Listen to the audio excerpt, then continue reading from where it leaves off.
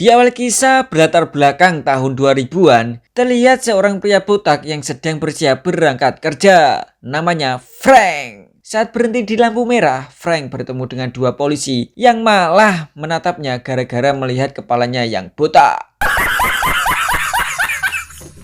Setelah itu, Frank melanjutkan perjalanan menuju sebuah bank. Nah, di sini kita dikasih tahu kalau Frank ternyata adalah seorang driver online sekaligus kurir profesional. Kali ini dia mendapat tugas untuk menjemput sekelompok perampok bank yang sedang beraksi. Begitu sampai di lokasi, para perampok langsung menyuruh Frank untuk cepat pergi dari sini. Tapi Frank malah santuy dan mengingatkan mereka soal kesepakatan awal. Katanya yang boleh masuk ke mobil cuma 3 orang. Masalahnya, sekarang ada 4 perampok. Frank pun dengan tegas menyuruh salah satu dari mereka keluar. Kalau tidak, dia tidak akan menjalankan mobilnya.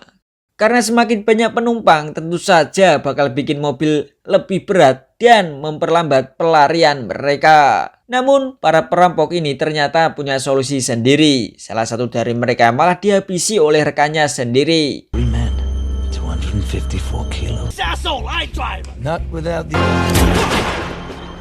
Setelah urusan jumlah penumpang selesai, Frank langsung tancap gas. Belum juga jauh dari lokasi, suara sirine polisi mulai terdengar. Para polisi rupanya sudah datang dan langsung mengejar mereka. Alhasil, dimulailah aksi kejar-kejaran yang penuh adrenalin ini.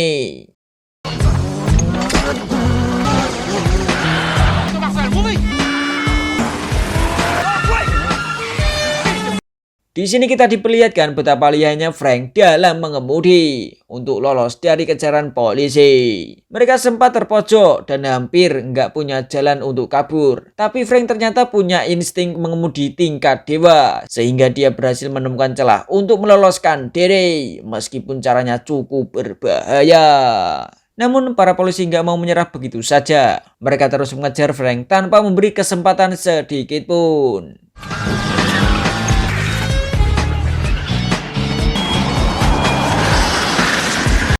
Sampai akhirnya, Frank mendapatkan kesempatan emas untuk mengecoh mereka. Di depan kebetulan ada kereta yang sedang melintas. Frank pun memanfaatkan momen ini dengan menerobos jalur tersebut. Sementara kereta lewat dan langsung menghadang rombongan polisi. Alhasil para polisi terpaksa berhenti dan kehilangan jejak mereka. Frank dan para perampok pun akhirnya berhasil kabur.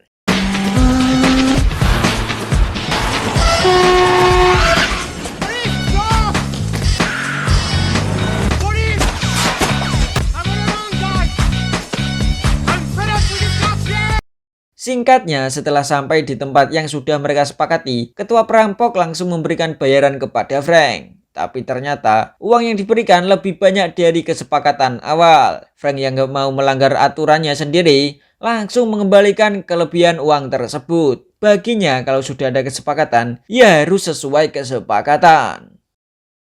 Keesokan harinya kita kembali ke kediaman Frank yang tenang dan damai. Di pagi hari yang cerah ini, Frank sedang asik mencuci mobil kesayangannya agar tetap bersih dan mengkilap seperti baru. Setelah selesai mencuci mobil, Frank kemudian sarapan sambil menonton berita televisi. Di hari berita tersebut, dia mengetahui kalau para perampok yang kemarin berhasil ditangkap polisi. Tiba-tiba kediaman Frank kedatangan seorang inspektur daerah sini. Ia bernama Tarkoni. Rupanya Tarkoni mencurigai Frank punya hubungan dengan para perampok yang ditangkap kemarin. Namun karena nggak menemukan bukti apapun, Tarkoni nggak bisa berbuat banyak. Frank pun dengan santuy malah menawarkan Tarkoni untuk ngopi bareng di rumahnya. Tapi sang inspektur menolak dan bilang mungkin lain kali karena masih ada urusan lain yang harus diselesaikan. Always open to everything is always so neat. Setelah Tarkoni pergi, Frank mendapat telepon dari salah satu kliennya. Singkatnya, Frank kemudian menemui kliennya tersebut. Kita sebut saja dia si Gondrong. Gondrong meminta Frank mengantarkan sebuah paket kepada pelanggannya yang beralamatkan di 24 Rode Luxembourg, sekitar 250 km dari lokasi ini. Frank kemudian memberikan tarif sebesar 40.000 euro untuk 1 kali pengantaran. Tanpa banyak basa-basi, Gondrong langsung menyetujuinya.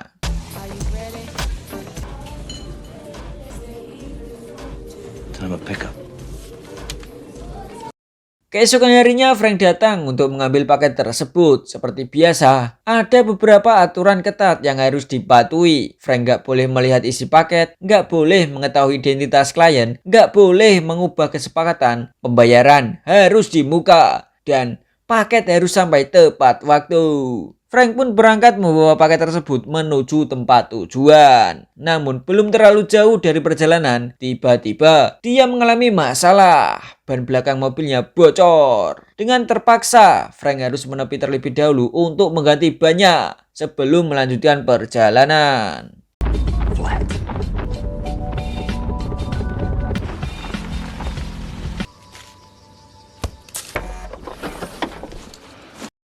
Dari sini Frank mulai curiga kalau paket yang ia bawa ternyata bukan barang biasa, melainkan makhluk hidup. Tentu saja Frank langsung kaget. Setelah selesai mengganti ban, dia kembali melanjutkan perjalanannya. Namun karena perjalanan masih cukup jauh, Frank mampir sebentar ke sebuah warung untuk mengisi tenaga. Setelah perutnya kenyang, dia kembali melanjutkan perjalanan. Tapi di tengah perjalanan, rasa penasaran sekaligus rasa kasihan akhirnya membuat Frank melanggar aturan yang sudah dia buat sendiri. Dia membuka paket tersebut untuk melihat isinya. Dan ternyata isinya adalah seorang gadis cantik bernama Lai. Frank pun segera memberinya minum karena melihat kondisi Lai yang cukup memprihatinkan. Setelah itu, Frank kembali melanjutkan perjalanannya seperti biasa.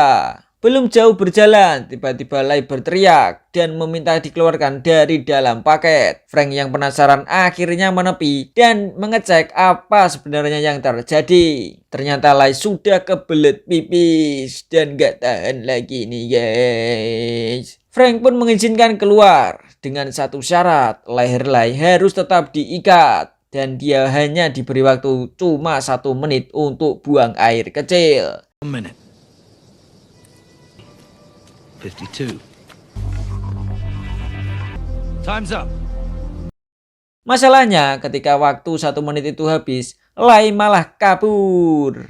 Frank yang mengetahui hal tersebut tentu saja langsung kesal dan mengejarnya. Sementara itu, Lai terus berlari menjauh sampai akhirnya dia terpeleset dan terguling masuk ke jurang. Aduh, rasa itu. Untungnya Lai masih selamat. Frank yang gak membutuhkan waktu lama langsung menemukan keberadaan dan membawanya kembali ke mobil. Namun ketika mereka sampai di sana, Frank tiba-tiba dikejutkan oleh 2 polisi yang sedang berpatroli. Bukannya panik, Frank malah langsung bergerak cepat. Dalam waktu singkat, kedua polisi tersebut berhasil dilumpuhkan Frank dengan dingin.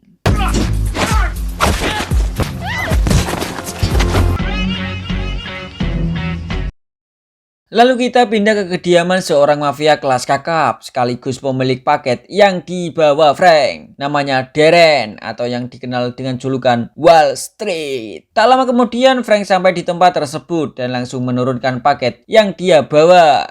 Namun Darren ternyata mempermasalahkan satu hal. Frank dianggap sedikit terlambat mengantar paketnya. Meski begitu, Darren gak memperpanjang masalah, dia malah memberikan Frank pekerjaan tambahan. Kali ini, Frank diminta mengantarkan sebuah koper kecil seberat 1 kilogram ke daerah Grenoble.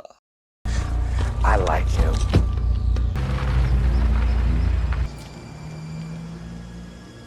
Singkat cerita, di tengah perjalanan Frank berhenti sebentar di warung untuk beristirahat. Setelah selesai makan, dia kembali menuju mobil dan bersiap untuk melanjutkan perjalanan. Tapi baru saja hendak berangkat, secara mengejutkan, mobil Frank tiba-tiba meledak. Ternyata Darren sengaja menjebaknya. Koper yang tadi diberikan kepada Frank ternyata berisi bom. Frank yang sudah kehilangan kesabaran langsung kembali ke tempat Darren untuk menuntut balas. Begitu sampai di sana, emosinya benar-benar meledak. Anak buah Darren diajar habis-habisan karena mereka sudah menghancurkan mobil kesayangannya. Namun Darren ternyata sudah nggak ada di tempat. Karena nggak menemukan orang yang dia cari, Frank akhirnya pergi dengan membawa mobil milik Darren.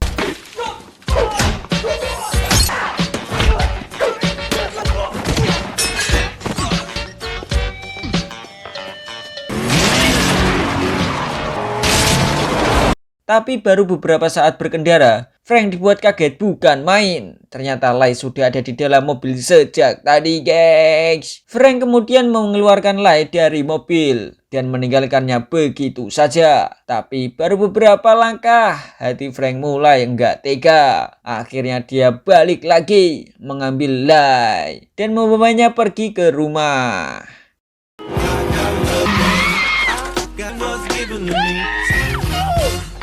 Sampainya di rumah, Frank membuat mie instan untuk Lai karena sepertinya gadis ini sudah kelaparan. Sambil menunggu mie matang, Frank mencoba bertanya siapa sebenarnya Lai, kenapa dia bisa diculik. Tapi Lai malah menjawab seenaknya dan terus menyerocos kemana-mana. Alhasil, Frank yang tadinya mau menginterogasi malah menyerah.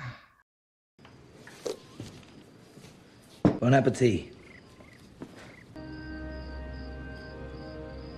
Malam harinya saat Frank sudah tertidur, Lai mulai penasaran dengan kehidupan pria ini. Dia melihat sebuah kardus yang tersimpan di atas lemari buku dan diam-diam mengambilnya. Ternyata di dalam kardus tersebut terdapat foto-foto masa lalu Frank dan foto ketika dia masih kecil sampai foto saat dirinya masih menjadi tentara. Nah, dari sini kita akhirnya tahu kalau Frank ternyata adalah mantan tentara. Lai yang takut ketahuan langsung membereskan kembali foto-foto tersebut. Dia kemudian buru-buru ke sofa untuk tidur karena takut kalau Frank sampai tahu dan malah mengusirnya dari sini. Di sisi lain, tepatnya di rumah sakit, di sini terlihat beberapa anak buah Darren yang kondisinya sekarat akibat amukan Frank sebelumnya. Darren datang untuk menjenguk mereka, tapi bukannya menunjukkan rasa kasihan, pria ini malah melakukan hal yang gak disangka-sangka. Darren justru menghabisi anak buahnya sendiri dengan cara yang begitu sadis. Just keep it that way.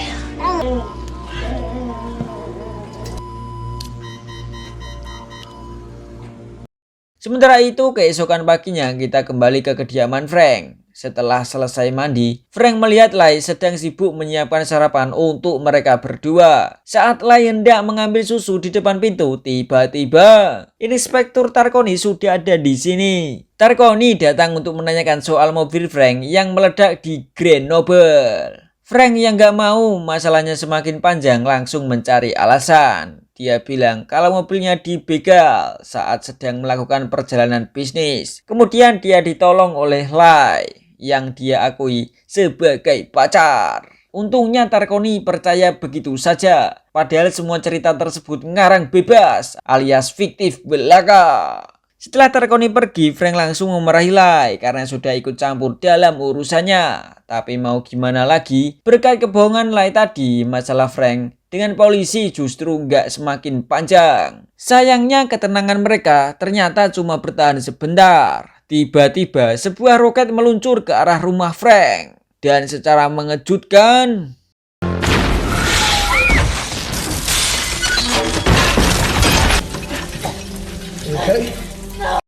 rumah Frank langsung meledak. Belum selesai sampai di situ, para penjahat mulai memberondong rumah Frank dengan tembakan secara membabi buta. Frank dan Lai nggak menyangka bakal diserang seperti ini. Mereka hanya bisa panik sambil berusaha mencari tempat untuk berlindung. Tapi jelas kalau mereka tetap di dalam rumah, bisa-bisa sarapan besok berubah jadi acara pemakaman. Belum selesai sampai di sini, para penjahat kembali meluncurkan roket ke arah Frank dan Lai. Melihat situasi yang semakin kacau, Frank dengan sigap langsung mengajak Lai untuk lari menyelamatkan diri.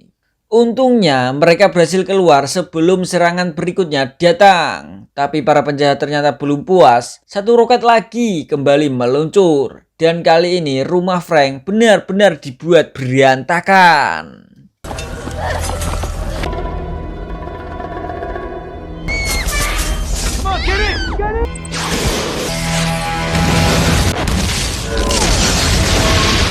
Untungnya lagi, Frank dan Lai berhasil selamat. Mereka pun memutuskan kabur melalui jalur laut menggunakan tabung oksigen yang ternyata sudah disiapkan Frank jauh-jauh hari. Setelah berenang cukup jauh, mereka akhirnya sampai di sebuah rumah yang berada di tepi laut. Entah ini rumah siapa, yang penting yang punya rumah lagi nggak ada di tempat. Di sana Frank dan Lai sempat terlibat sedikit perdebatan, tapi setelah suasana mulai tenang, Lai malah menggoda Frank untuk berduaan lebih mesra. Awalnya Frank tentu saja menolak, tapi setelah Lai terus menggoda, Frank akhirnya menyerah dan menuruti ajakan Lai. Ya, kiu-kiu nih guys.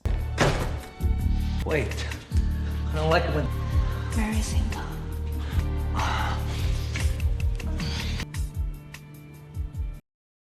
Singkat cerita, keesokan paginya, Frank dan Lai pergi ke kantor polisi untuk menemui Inspektur Tarkoni. Mereka ingin melapor kejadian semalam sekaligus mencari petunjuk tentang siapa orang yang menyerang mereka. Kebetulan, saat mereka sampai, Tarkoni sedang mendapat panggilan mendesak dan harus segera pergi. Alhasil Frank dan Lai ditinggal berdua di dalam ruangan. Nah, kesempatan ini langsung dimanfaatkan Lai. Dia mulai mencari informasi tentang orang yang terakhir kali berurusan dengan Frank. Dan orang tersebut nggak lain adalah Darren. Lai dengan cepat mencari data tentang Darren dan bahkan mencetak untuk dijadikan petunjuk, tapi belum sempat berlama-lama, Inspektur Tarkoni tiba-tiba kembali.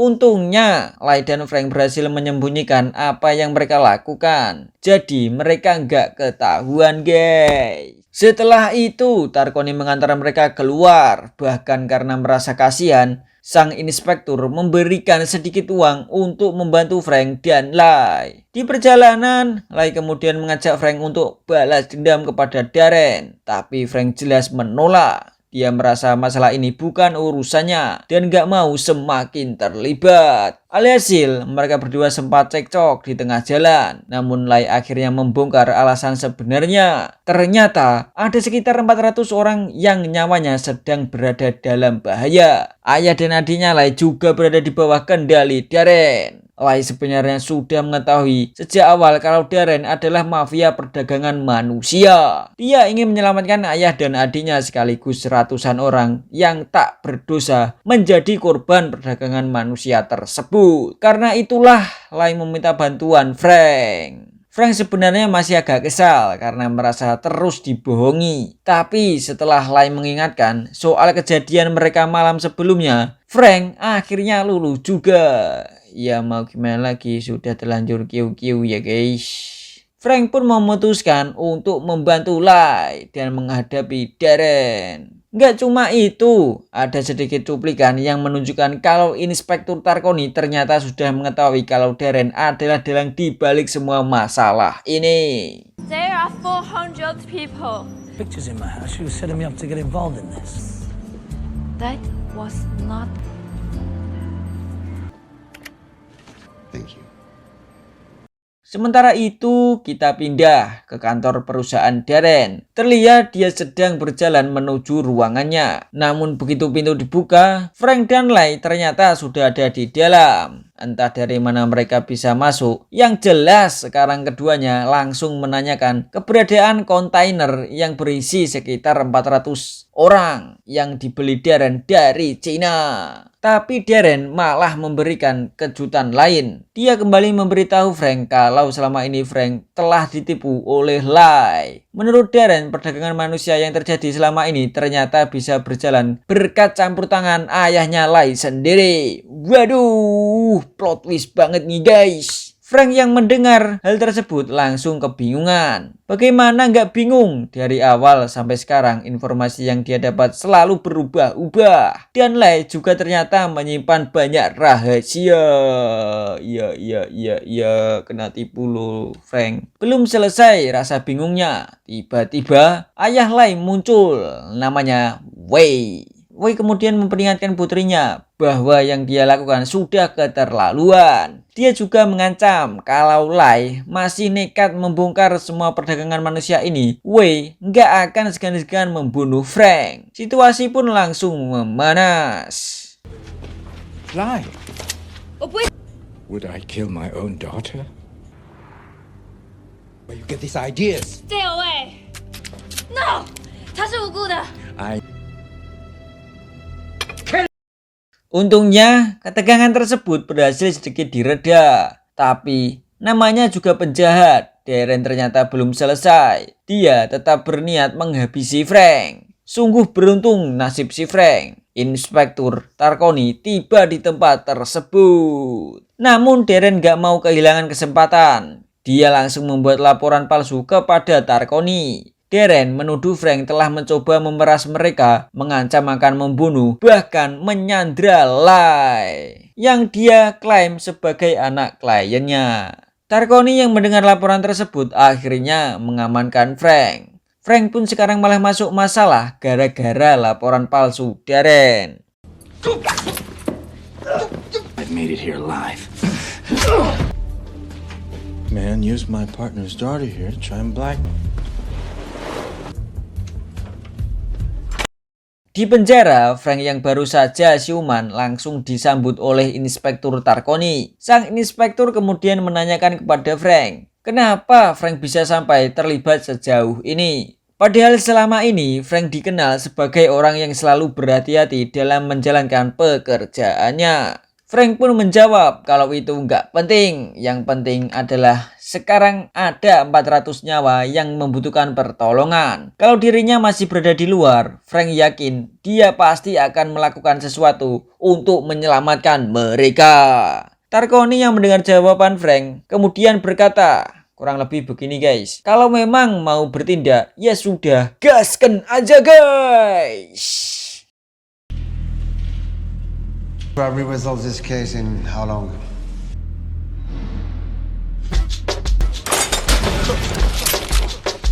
Ternyata semua ini memang sudah menjadi bagian dari rencana mereka.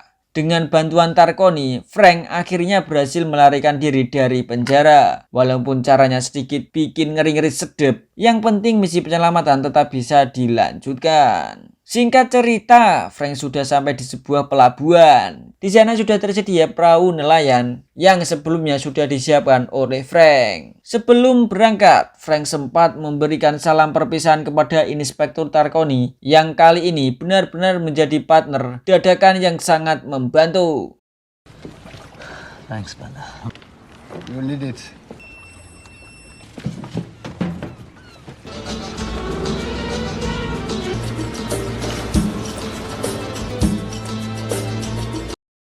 Malam harinya, Frank mulai menjalankan misi penyelamatan. Setelah sampai di lokasi, dia mulai menyelinap dan mengamati keadaan. Sampai akhirnya, Frank menyadari sesuatu. Ternyata, Lai juga ada di sini. Bukan cuma Lai, di tempat tersebut juga ada Darren dan Pak Wei. Sementara itu, di dalam sebuah ruangan, Lai terlihat semakin gak nyaman dan khawatir melihat kondisi para korban yang akan diperdagangkan. Dia kemudian mencoba membujuk ayahnya agar menghentikan semua tindakan kejam ini. Tapi sungguh sayang, Pak W sepertinya sudah terlalu jauh masuk ke dalam bisnis tersebut dan gak begitu saja mau menghentikannya. Pak W gak peduli sama perkataan Lai dan malah menggaplok Lai.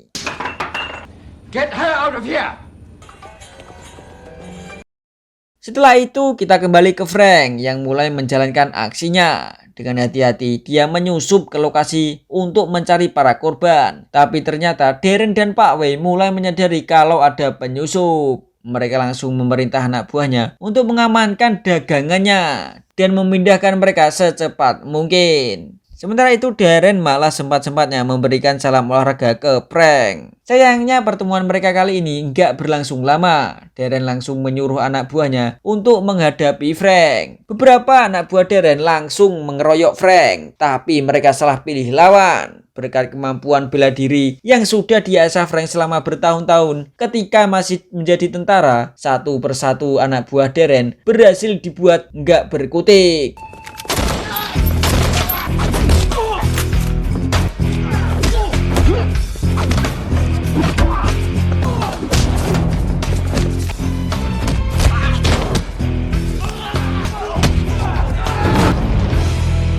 Setelah berhasil menghabisi para pengganggu, Frank langsung mengejar Darren dan rombongannya yang sudah lebih dulu kabur. Dengan tekad baja, Frank kemudian melompat ke atas truk kontainer yang membawa ratusan orang untuk diperdagangkan. Tapi ternyata perjuangannya belum selesai. Sopir truk, kita sebut saja Mamat, langsung mengemudikan truk secara brutal, menggoyang-goyangkan kendaraannya untuk menjatuhkan Frank. Dan benar saja, Frank akhirnya kehilangan keseimbangan dan terlempar dari atas truk. Untungnya di bawah kebetulan ada sebuah bus yang sedang melintas. Frank pun jatuh ke atas bus tersebut dan akhirnya turun sampai ke sebuah terminal. Baru saja Frank mau narik napas dan istirahat sebentar. Namun inilah yang terjadi.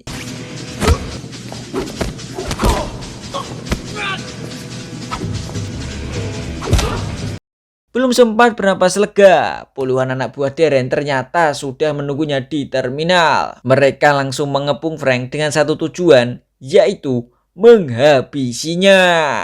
Di titik ini, Frank benar-benar harus mengeluarkan skill tempurnya kalau mau cepat keluar dari tempat ini. Alhasil, adu jotos pun tak bisa dihindari.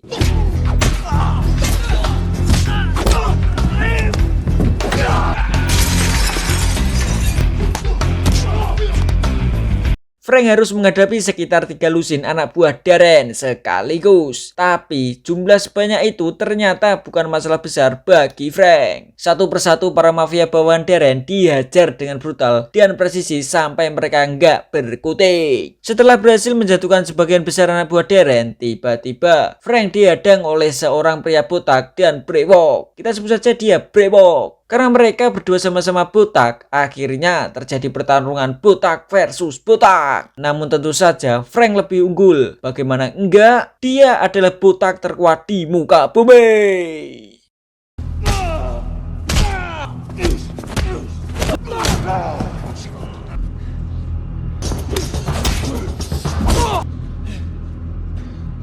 Belum selesai sampai di situ, muncul lagi gerombolan anak buah Darren yang berniat membantu brewok. Tapi sama saja, Frank dengan mudah menjatuhkan mereka satu persatu. Di tengah pertarungan, Frank melihat ada genangan oli bekas di sekitar lokasi. Ide pun muncul di kepalanya. Frank langsung menumpahkan oli tersebut ke lantai untuk membuat lawan kesulitan bergerak. Setelah itu, dia bahkan ikut berguling-guling di atas oli tersebut. Hasilnya, tubuh Frank jadi licin kayak belut. Atau mungkin lebih tepatnya, licin kayak kepalanya sendiri. Iya.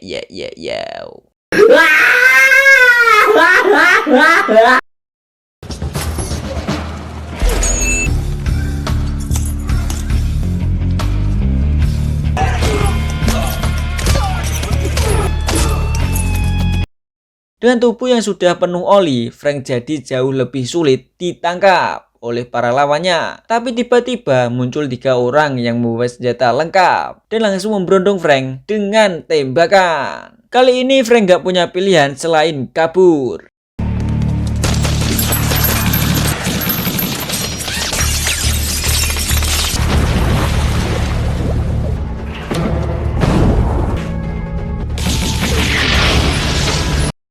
Singkat cerita, pagi hari pun tiba. Frank kembali mengejar Darren dan rombongannya dengan mengendarai mobil secepat mungkin. Namun, belum juga berhasil nyusul. Mobil Frank malah mogok karena kepanasan. Frank pun harus memutar otak untuk mencari cara lain agar bisa mengejar mereka. Kebetulan, nggak jauh dari sana ada pesawat pertanian yang sedang melintas. Tak berpikir panjang, Frank langsung punya ide nekat. Pesawat ini bakal dimanfaatin untuk mengejar Darren. Dengan cara tersebut, Frank akhirnya berhasil menyusul rombongan Darren.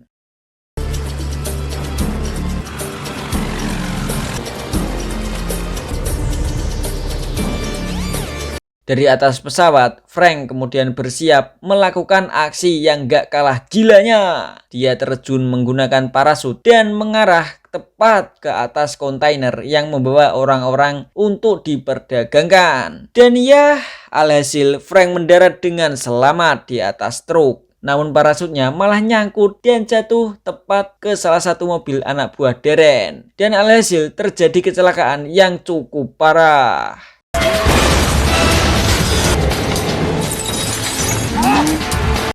Sementara itu, Frank langsung memanfaatkan kekacauan ini untuk menyelinap masuk ke truk dan mengambil alih kendaraan dengan begitu mulus. Tapi Darren dan Pak W tentu saja nggak tinggal diam. Mereka langsung mengejar dan menembaki Frank dari belakang. Yang lebih nggak masuk akal lagi, entah bagaimana caranya, Darren tiba-tiba berhasil naik ke atas truk. Akhirnya, Frank dan Darren kembali berhadapan. Mereka berdua pun bertarung sengit di atas truk yang sedang melaju kencang. Kalau dilihat-lihat, mereka berdua kayak anak kecil yang lagi rebutan mainan truk-trukan. Gak ada yang mau mengalah. Sampai akhirnya Frank berhasil dibuat jatuh dari atas truk. Tapi tunggu dulu, Frank ternyata masih menggelantung di bawah truk. Kalau dipikir secara logika, entah bagaimana caranya dia bisa sampai berada di posisi tersebut. Tapi ya sudahlah, yang penting Frank masih hidup.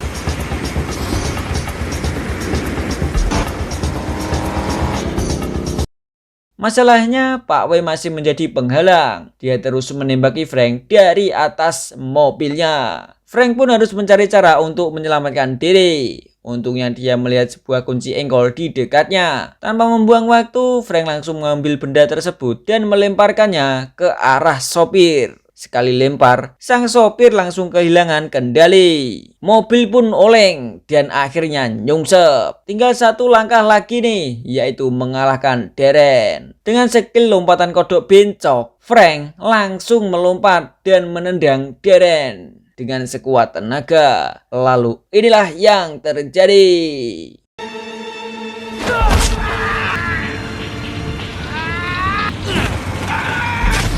Darren langsung jatuh nyungsep ke aspal. Melihat kondisinya yang begitu parah, kemungkinan besar si Darren sudah meninggal. Dengan begitu, misi penyelamatan seharusnya sudah berhasil. Tapi, baru saja Frank mau bernapas lega di pinggir pesisir laut, tiba-tiba sebuah pistol sudah menodong ke arahnya. Dan orang yang memegang pistol tersebut ternyata adalah Pak W. Dia menyuruh Frank menyerahkan para korban yang dianggap sebagai barang dagangan. Bahkan yang lebih parahnya lagi, Pak W menyuruh sopirnya untuk menghabisi Lai, putrinya sendiri. Hanya demi mempertahankan bisnis dan harta duniawinya. Sungguh contoh bapak yang kurang baik nih guys. Jangan ditiru ya. Down!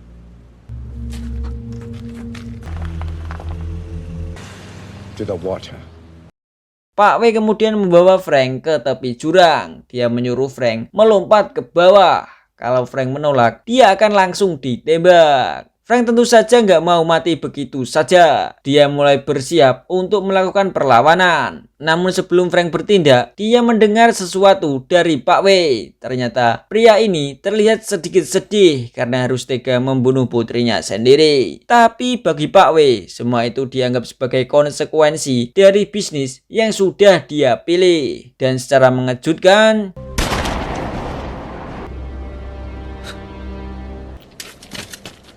ternyata Lai masih hidup. Lalu siapa yang tewas? Pak W justru harus meregang nyawa di tangan putrinya sendiri. Lai sebenarnya nggak ingin melakukan hal tersebut. Bagaimanapun juga, W tetaplah ayahnya.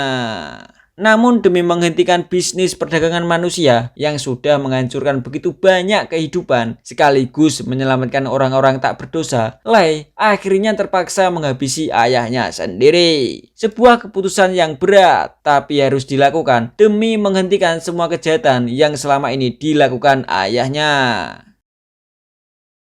Tak lama Inspektur Takoni datang. Ia sangat kagum kepada Frank yang sangat OP abis. Lalu mereka segera mengevakuasi korban perdagangan manusia ini agar mendapat perawatan medis. Dan film pun tamat.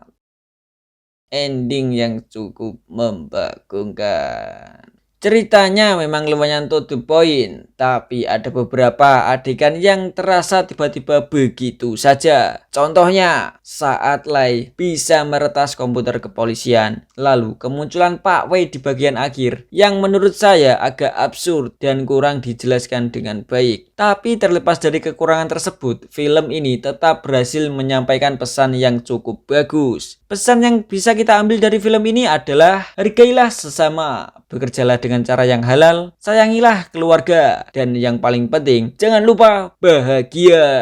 Oke guys, cukup sekian yang dapat saya sampaikan. Kurang lebihnya mohon maaf. Saya harus mewakili diri saya sendiri. Pamit undur diri. Sayonara, goodbye. Pak Tani Macul, ndase gudul. Matul, mantap betul.